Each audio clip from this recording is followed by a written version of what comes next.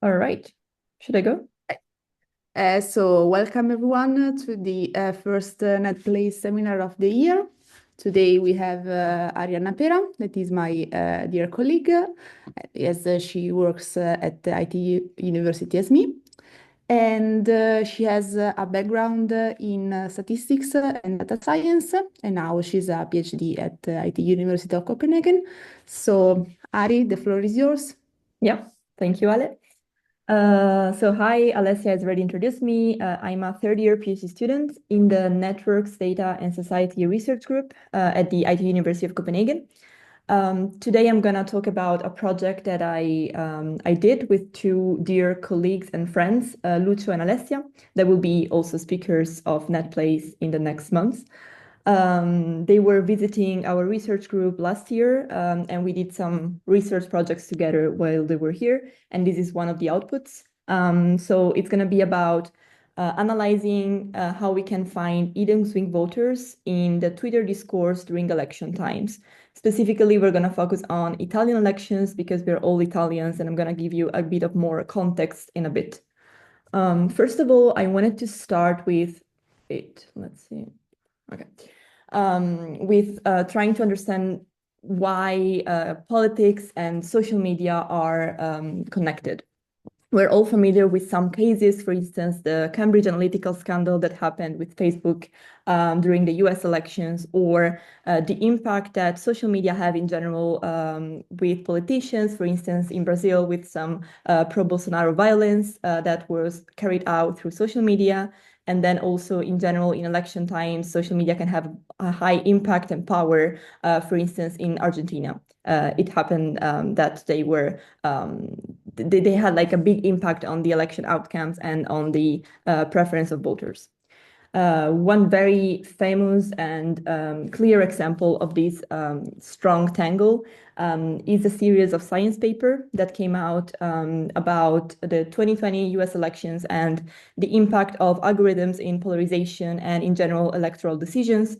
So the topic is very well studied. What isn't really taken that much into account is everything that is not US, because there's a big US focus, a big American focus, and we wanted to know or like study a bit the difference that can be found, for instance, in the European context. We, as I said, focus on Italy because we're all Italians and we were more familiar with the political context there. And in Italy, in general, politicians are quite active on social media, maybe a bit less than the US counterparts, but still, it's one of the prominent way of communication they have. They're active on Twitter and Facebook mostly, Instagram as well, and lately TikTok. I don't have the picture here, but it's gaining more and more popularity among politicians. And there are some studies on the Italian context, specifically on polarization, on partisan language and partisan use of the platform. But something that we found as missing is the study of political opinion shifts of voters, so the preference of voters on social media itself. So to actually deal with this missing part, so this research gap, we decided to focus on the Italian general elections. And just to give you an overview of the time frame we're talking about, they are from 2022, and we have basically identified three different periods. The actual election happened in September, so the 25th of September. But we have here divided the time frame into three parts: the pre-election campaign from the 1st of July to end of August, the actual election campaign from the end of August to the end of September, and then finally the post-election situation, let's say, that we have data for until the 31st of October. The data we analyze is from Twitter, and I've added here a little reference of the data set we are considering. So we're considering the Twitter discourse and the tweets that were published during this time in the Italian political context. Something to add is maybe what we're talking about. We're talking about politicians, and we have information on the accounts of politicians and parliament members that are affiliated with one political party. In Italy, we mainly have three different, let's say, branches. We have the left wing, the right wing, and a center/independent set of parties. that were active during this election. We also have data on normal users that could, for instance, retweet these politicians. So what we did with the data we had for Twitter was to actually build a retweet network. So we consider retweets of users with a weight given of the number of retweets. And then we defined 3 different sub-networks, given that we have 3 different time periods in our time frame. So a pre-election campaign network, an election campaign network, and a post-election network. And then, given that it was very dense, we decided to apply some backboning. We considered 4 different filters, and then the final result that we used was a consensus backbone, so just the overlap of the resulting networks. And this is the main element we're working with, so this retweet network. We decided to use retweets because we wanted to, let's say, analyze the endorsement of users considering different politicians. And of course, I mean, it's not said that retweet means 100% endorsement, but since we decided to build on existing literature, we found that it was commonly analyzed as such. So we just simply took retweet as a proxy of endorsement itself. What we did then, given our retweet network, was to apply some community detection through Loven. And especially since we have these 3 different periods, 3 different networks, we decided to undergo a mesoscopic analysis of the different communities that we had. So we labeled a community given the political members of the community, if any. So it could be that some communities are apolitical at all. Here we have only shown the political communities. And what we can in general see is that there is, our networks are well clustered. So we have quite robust modularity and very low conductance values across the 3 different periods. And in general, if we look at the actual communities, what we can see is that they are made of a single political party, or if they are composed by different political parties, it's mainly parties that are in the same coalition or were in the same coalition during the election, or parties that are from the same side of the political spectrum, so left or right, for instance. This means that we have a prevailing stability within the different periods, but here we wondered what happens in between. So what happens in the transition between different periods? And that's why we decided to undergo a migration study. So basically, we take our communities in the different periods. Here we have the pre-campaign and the electoral campaign, and we see the users migrating between communities.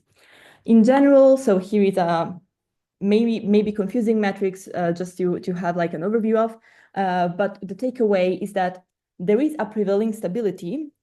So meaning that users tend to migrate to similar communities, but we do have some interesting cases. For instance, this one highlighted here, where we have users migrating from FDI is Fratelli d'Italia, for who is familiar with the Italian landscape. So we have a right-wing party, and users migrated during the electoral campaign to PD, so Partito Democratico is a left-wing party. So they changed the political spectrum.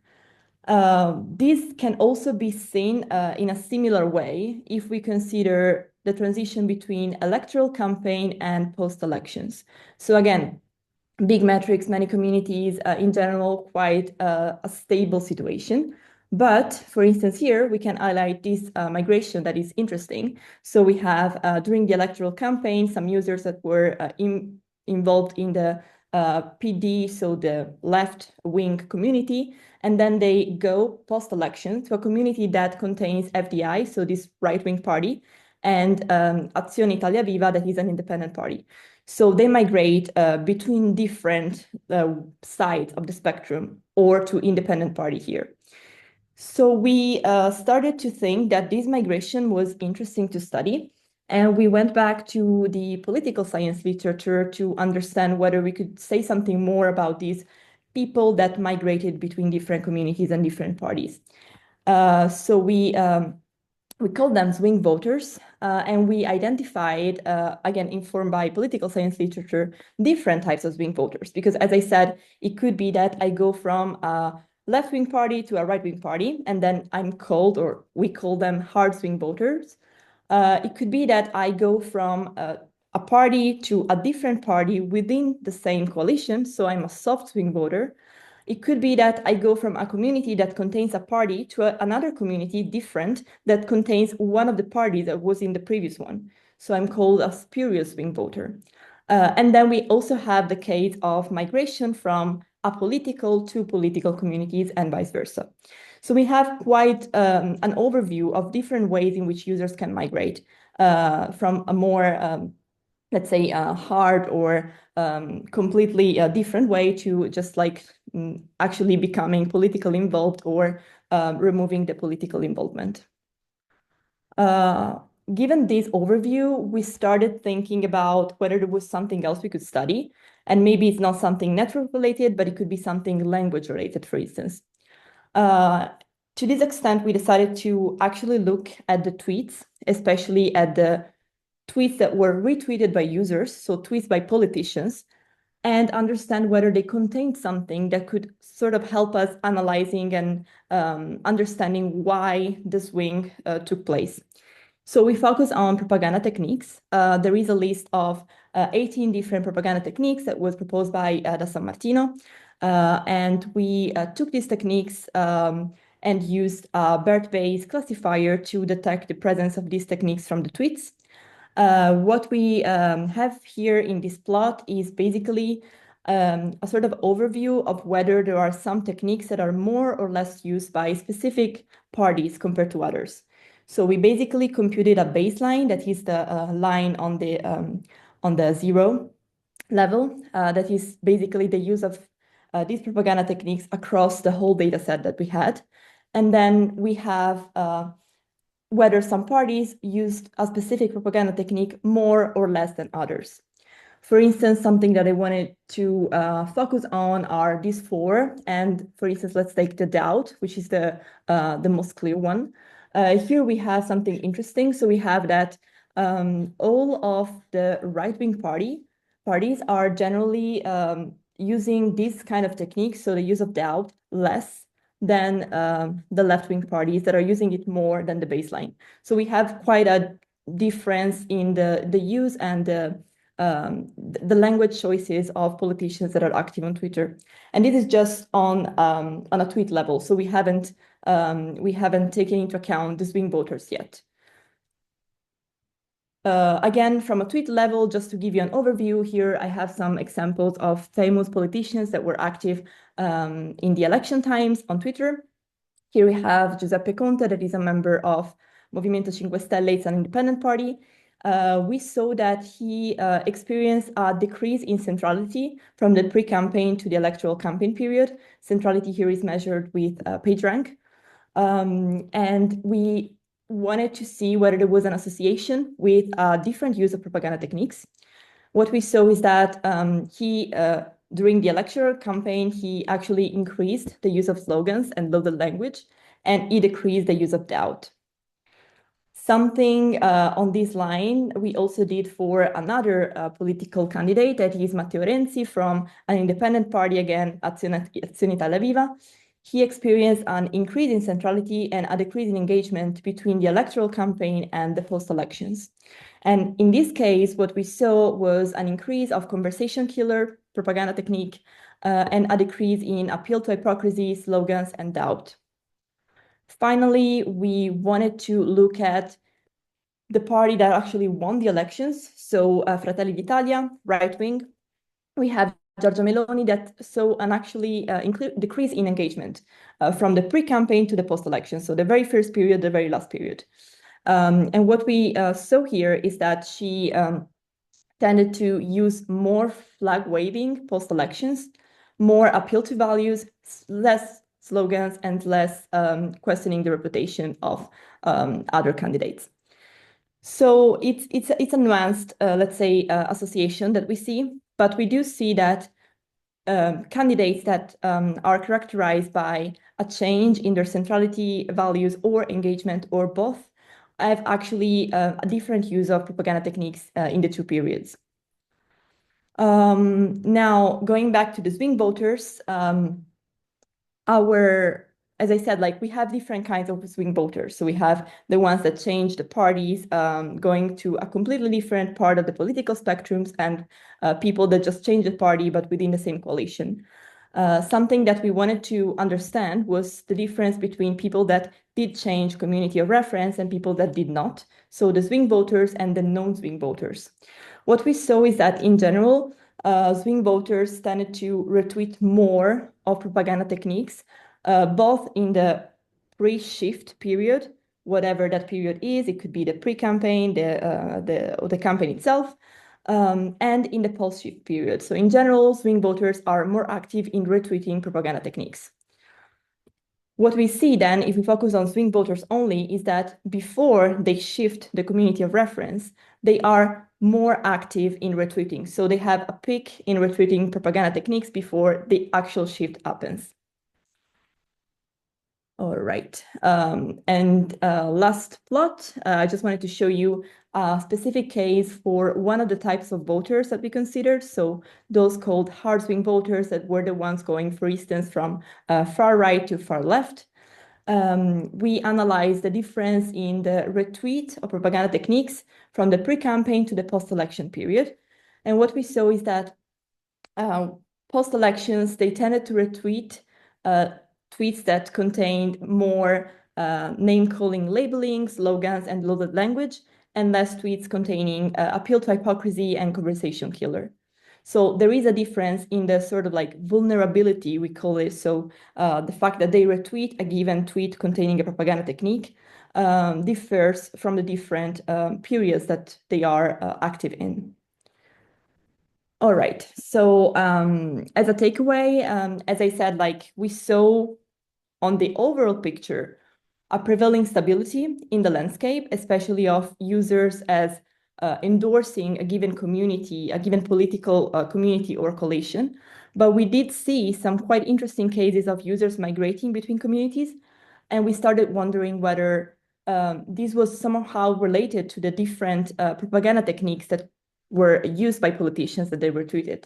And in particular, in the use of these propaganda techniques by politicians, we saw that there is a variation in this use given the different popularity levels of politicians itself, but we didn't see a clear pattern because the context that we saw was quite mixed. In general, the main takeaway is that swing voters, when compared to non-swing voters, are way more vulnerable to propaganda techniques, and especially they are more vulnerable just before they shift the community of reference. So thank you so much for listening. Here again, you have a QR code to the preprint. You have way more details there, way more plots, different validation analysis. And I added also my contacts in general if you have any questions in the future or want to be updated where this project will end up in, because we submitted now to a journal, and let's see if we are lucky. And yeah, thank you so much. Thanks, Ari, for the great talk. So do we have, oh, I see that there's a little another IQ cluster. A little cluster of participants from the Nerds Club. Okay, so do we have some question from the crowd?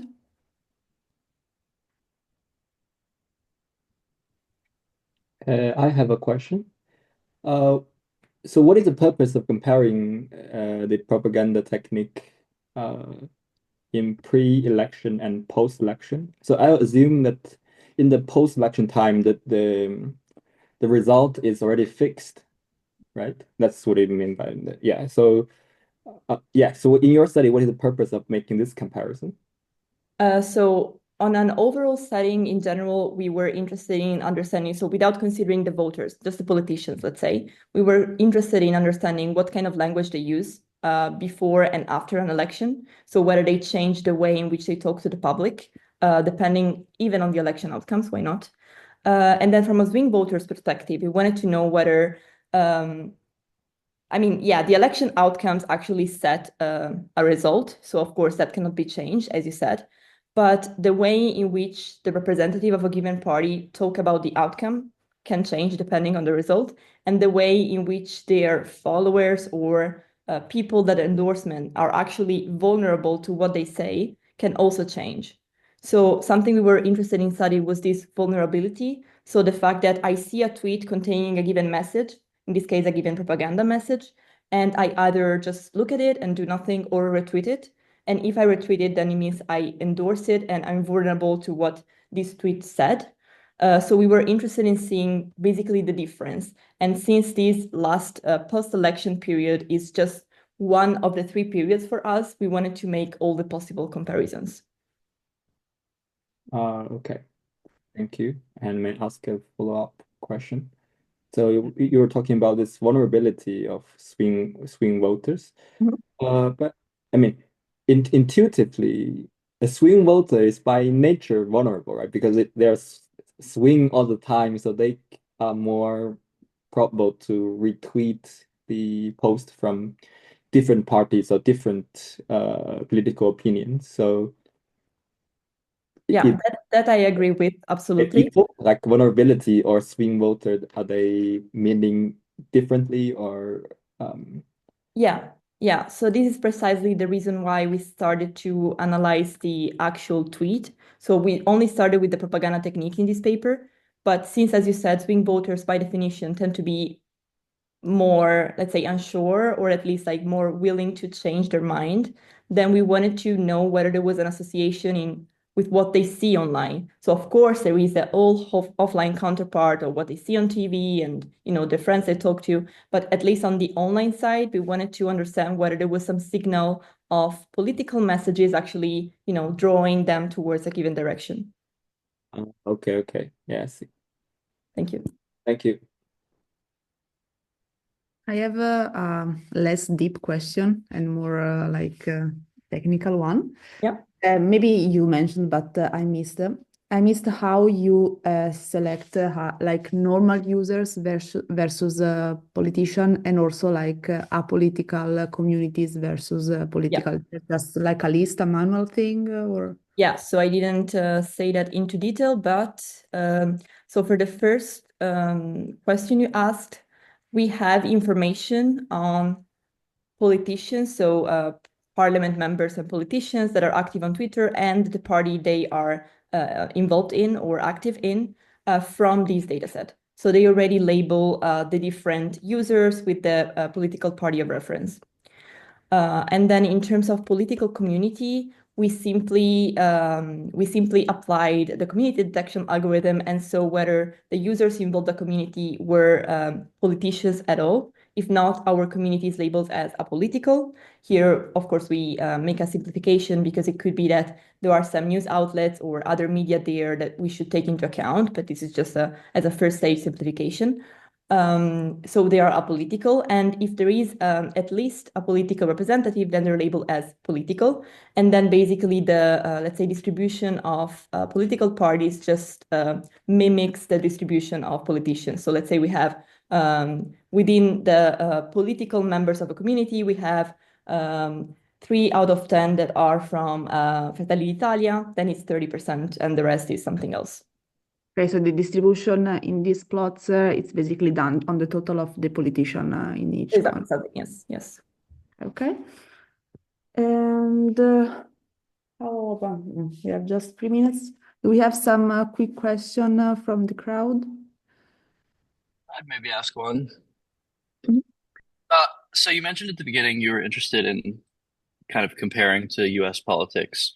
And I'm curious, one, whether what you found here gives you any insights based on what else has been done on US politics, but also a two-party system is different. In some ways, it might not really be possible to do the same kind of analysis on the swing voters. So curious about all of that. Yeah. What you said is precisely what we've been thinking about. So the European systems in general, especially the Italian one, is very fragmented compared to the US one. So it's we can see patterns of people slightly changing their mind but still remaining in the same coalition. While in the US, as you said, like it's a two-party system, so changing your mind means going to the different political spectrum usually. At the same time, I have to say that from some previous studies that we read, the Italian political context is described traditionally as very stable. So it's not that common that we find people migrating completely to a different side of the spectrum. While in the US, there is, I mean, probably that's like an historical and cultural thing. There has been throughout the years many more unsure voters and voters that changed their vote completely from one election to the next.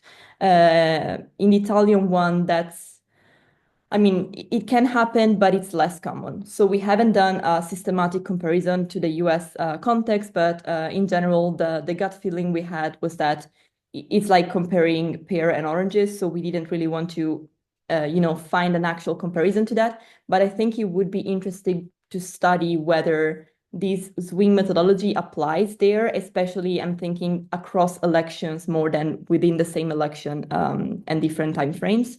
So maybe like gathering data from 2020, the election we had last year, and then 2016, and seeing whether, I mean, that has been done as well, whether we have voters that change their mind, and how that is related to the propaganda the politicians use.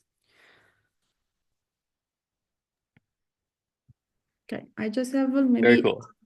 a last quick question. And when you make the example of various politicians with the centrality and engagement changes, so for centrality, you mean like the page rank on the follow network, right? Yeah, I didn't say about the engagement, right? Yes. Yeah, Yeah. the engagement. We measure the engagement in strength. Okay. Yes. Or in strength of retweet.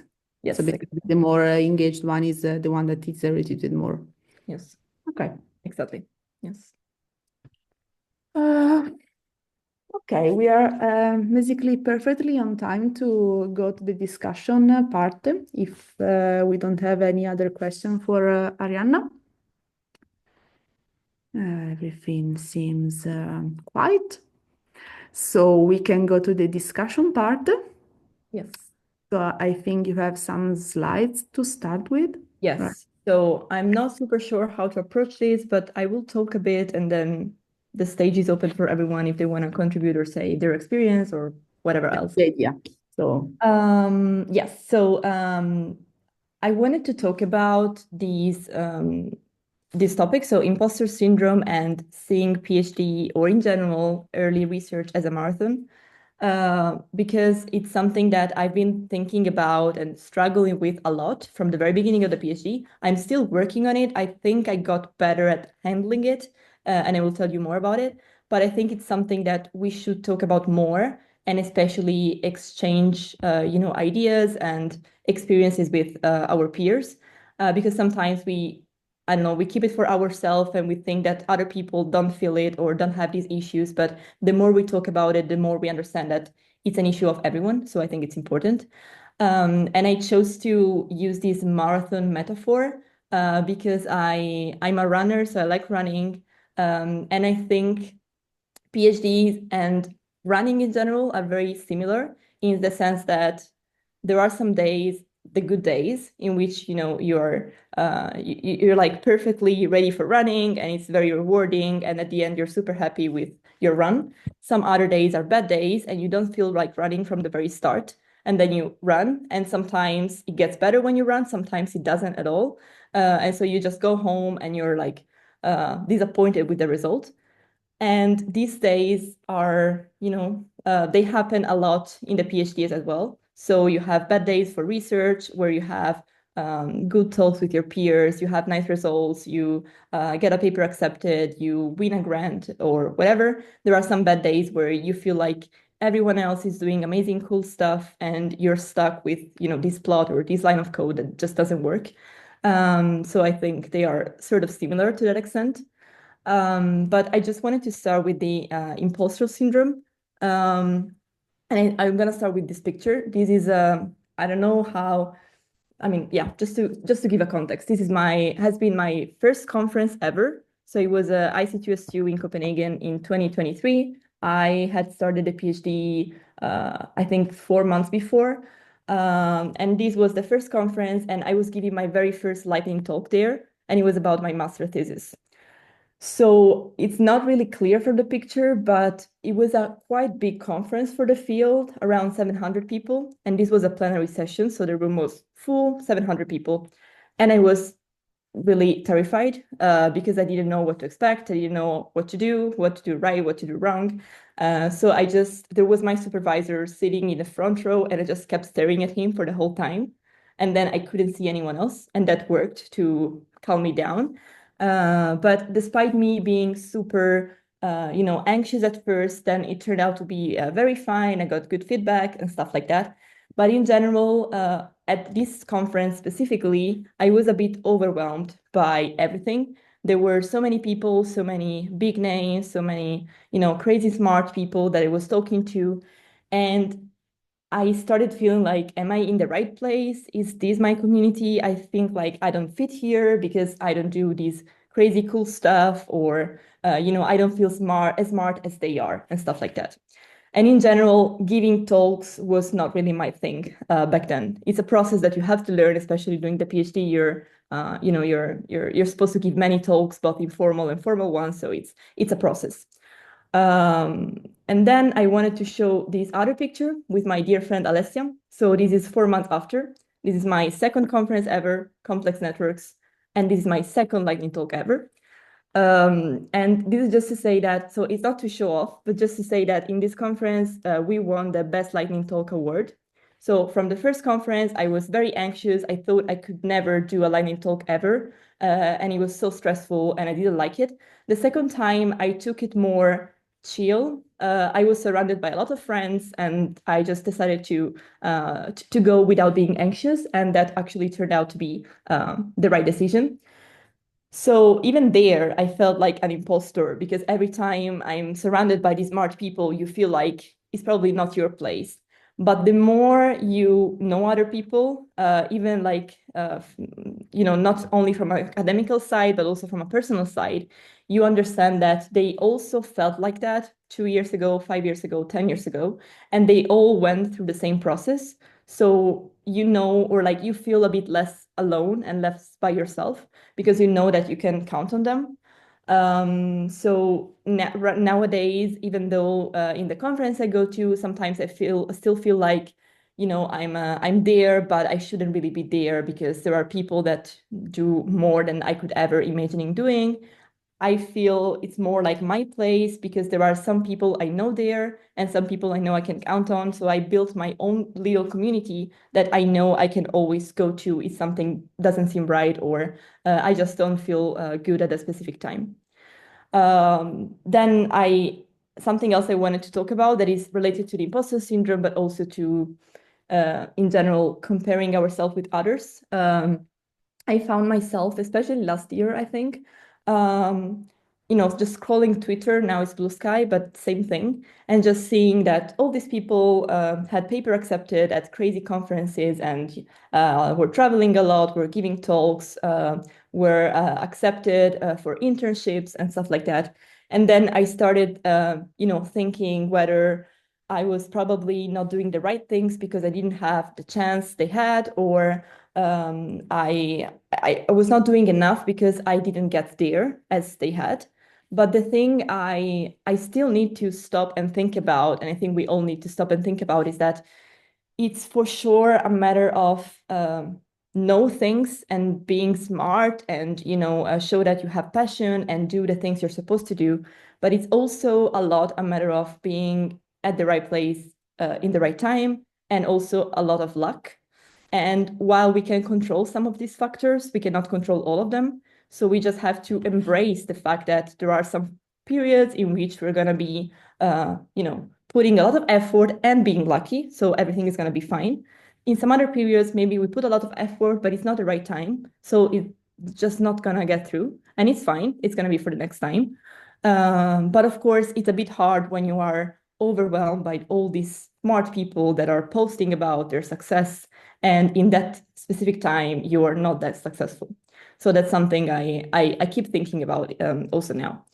And then, yeah, just to finish up with the running metaphor, as I said, like the PhD is an individual path, or the PhD, the postdoc, whatever, early career role is a individual path. It's true that we have to work in group, and it's one of the best parts because we can collaborate, we can meet very interesting people, very good friends. But at the end of the day, the decisions we take and what we decide to do and what not to do and how we decide to spend our time is our own choice. So we have to keep thinking that we are doing stuff for our own good. So we shouldn't just be influenced by the others as much, and we shouldn't look at the others and think that they're doing better than us and we're never going to be enough, because we need to keep being happy with what we do in our little, our little bubble. And then if we keep going that way, we're going to keep having fun. And at some point, if we keep putting the passion and the effort that we have, the luck is also gonna come in. We're also gonna be at the right place, right time. So the stuff that we want to do, the success that we're gonna get is gonna come at some point. So that's all from my side. And I don't know if anyone has anything to add in terms of like feeling like this, or having felt like this, or having been talking about this with friends and colleagues, or anything else. Thanks, Ari, for the therapy session. We need that. Okay, so you did like much more that you were supposed to do, because we talk a lot about that. I think that we have like a lot of points to discuss, and I hope that I will not be the only one to say something about that.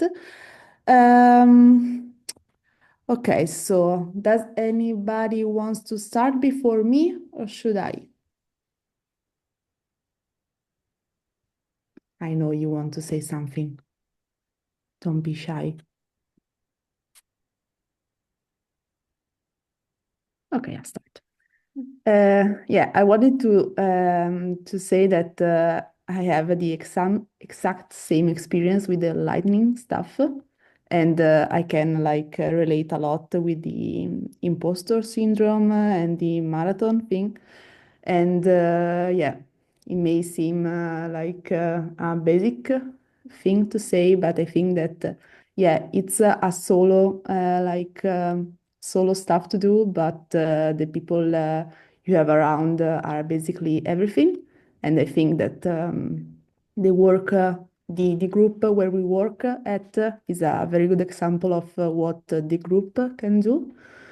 And can you show again the slides? Because I had a lot of thoughts while you were talking, but now I don't remember anything. This The next one. social Yeah. media. Yeah, also, yeah, I mean, yeah, also about like this thing of comparing ourselves with others.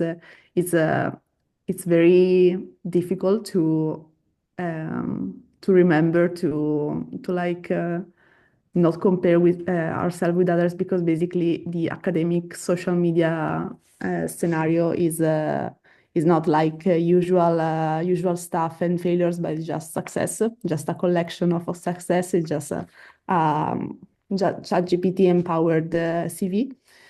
And so it's I think that's it's one of the most difficult stuff. And so again, I think that the network of people you have around like keeps you with the like feet on the earth, because you can see also the failures. Not that the important thing is to see the failures of others, but like it's a reality check in some way. So does anybody else want to share some experience, some thoughts? I mean, I could say something. For me, it's like really reassuring to hear this from people that are doing a PhD or a postdoc, because, well, I'm personally, I'm finishing my master's, and I had like a really non-linear path to research. I worked in the industry before, and I moved from my country to Italy, and so it's been a little bit chaotic. And this happens to me a lot. Like I follow a lot of people on Twitter, and I'm always seeing people maybe younger than me that are doing very cool stuff, and it's like a lot. So I don't know. I think it's cool that people talk about this, and to know that I am not alone and people are not alone. And I think initiatives like this, like Netflix, it's cool to see people really outside of the academic sphere, let's say. That's it. Thanks. I think also Clement wanted to say something. Yeah, I mean, I agree and I relate to all of that. I was just curious, continuing on the running metaphor, I don't know what's the word in English. Is it hair? Like the people that are running slightly faster than you to push you to run at their speed. Is it called that? But anyway, those people. I'm also curious, is there's any way, not that I necessarily managed to, but to try to transform the fact that I'm surrounded by a lot of smart people that's awful into, well, that means that I can grow with them as well and push me to, obviously, it needs to be sane and safe and healthy, but just that it's also like in itself a privilege, right? To have the chance to be surrounded by smarter people. I think I would be a bit disappointed if I was not. So yeah, I was just curious. Not that it's easy to do at all. And I think if they're way too fast or you perceive them as way too fast can be a bit discouraging more than anything else. But yeah, I was just wanted to say that. Yeah, I think it's the pacer, the person that runs faster. Yes. So I agree. So we need smart people because we need to be to aim at something. So for sure, having them, like being surrounded by very cool results and very smart insights on research is amazing. I think here we can go back to what Alessia said about the importance of the probably the research group you're in or your network. Because sure, smart people, we need them in our life, but the right kind of smart. So we don't need people that just show off, but people that more like are willing to teach us something, but also help us grow instead of just like saying, oh, I can do this without giving anything back. So yeah, but I agree with you. Yeah, I think the difference is like if you're surrounded maybe in your research group or like in a small group by smart people and finding yourself like surrounded by these big names at your one of the first conferences, and so the impact is very big, and I don't want to say usually they're not so in. I mean in conferences when you don't know anybody because you're kind of new, okay?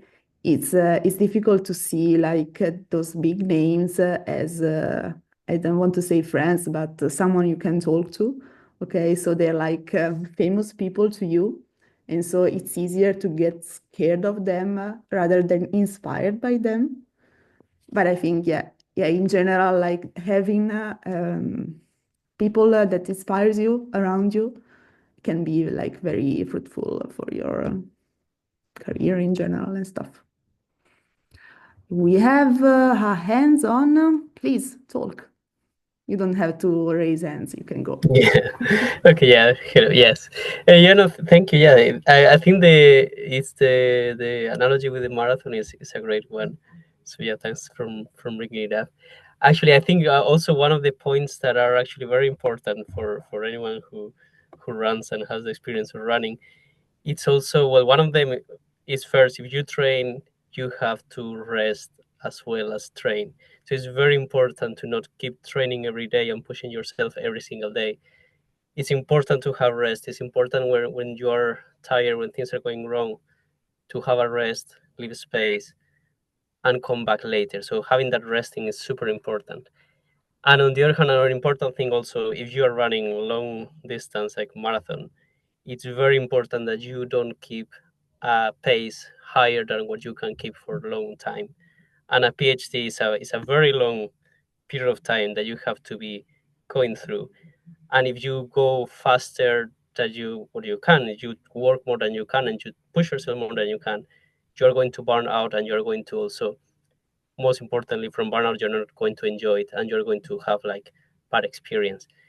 So again, it's also important to don't over push yourself more than a pace that you can comfortably like take as mental health as work and things, and yeah, personally as well.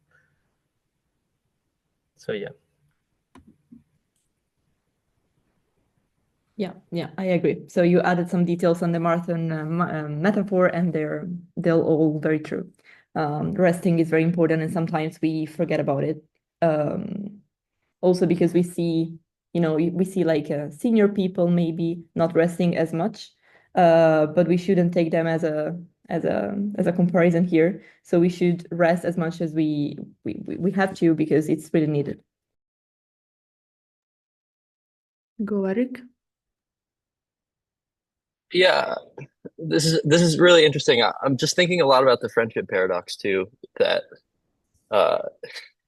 you have, like, you're aware of these big name people when you go to a conference and it feels scary and then everyone's smarter than you, but who are you likely to be aware of, right? You're likely to be aware of the people who are doing great work because, we just have mechanisms that are good mechanisms in science for elevating people who are doing good work. And so, like, there's this sort of warped perspective that we all get from just existing in a system where everyone's most aware of the people doing the best work.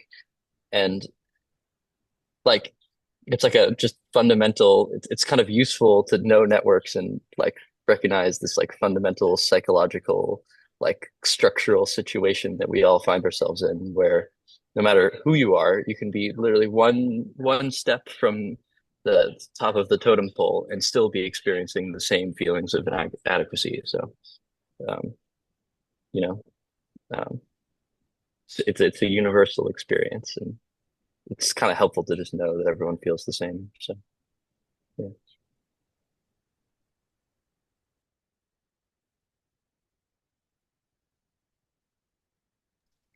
Okay. If I can say something, I'm very much agree with the like a network around ourselves, or it's like a local small community, or I would prefer to call them like academic friends you make in academia. So I remember my first in-person conference is well, because before that is the pandemic, so everything was online. And my first in-person conference was, I think it's 2021, the CCS in Lyon. And literally, I don't know anyone there in the conference. Even like the people, PhD students from my group did not attend that conference. She was in a different one around the same time, I think. So I was knowing no one there, and that first conference was not very good experience. Okay, I gave my talk. I don't remember anything I was talking about, but just deliver the talk, end of the job. That's it. And then we actually a little bit later than that, in early 2022, we started this NetPlace thing, starting with a seminar, and later, actually now I realize that most friends I make, or a lot part of it in academia, is starting from NetPlace. Like from NetPlace, we organize things together and we know more people. And then the next year, schools or conferences, it's like attending a conference, like a meeting with your friends again. So it feels like, like a vacation, not like a job. And meantime, I think surrounded by your academic friends, I mean, for me, there are a lot of funny stories, gossips about these big names, these people. And then later you find, these people are not as you're imagined. They are huge names. They are not like people, but in the end they do. They just like normal people. They do the same things as the normal people do. So no, I remember I was in the summer school and there was a quite famous professor in the school who was giving a lecture, and we have this I don't remember like social dinner. After social dinner, we have this pub, wine stuff. So everyone was kind of drunk, and this guy was kind of dancing alone in the outside. So it's like it's quite funny. So in the end, to me, many of the big names becomes, emotionally. I mean, they do great research, of course, but they're more like a normal person to me is like, I guess, a barrier stopping you from talking to them like a normal person slowly disappeared. So I think that's a very good experience. I do like it. So you don't feel much of the kind of the hierarchy or, you know, like I cannot talk to them because they're too famous or because of, you know. So that's what I get from my network or from this friendship network or this local cluster of in academia. So yeah, I find this very, very, very helpful to support me in academia.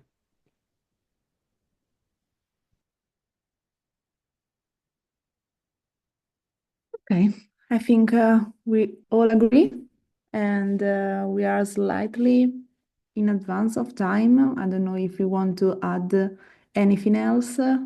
Otherwise, we can maybe stop this session today. Everyone, remember you're not alone, and you can do it. So we will say bye to everyone. Bye. See you next time in 2 weeks. Thank you very much. Bye bye. Thank you. Bye. Thank you. Bye. Bye. Bye.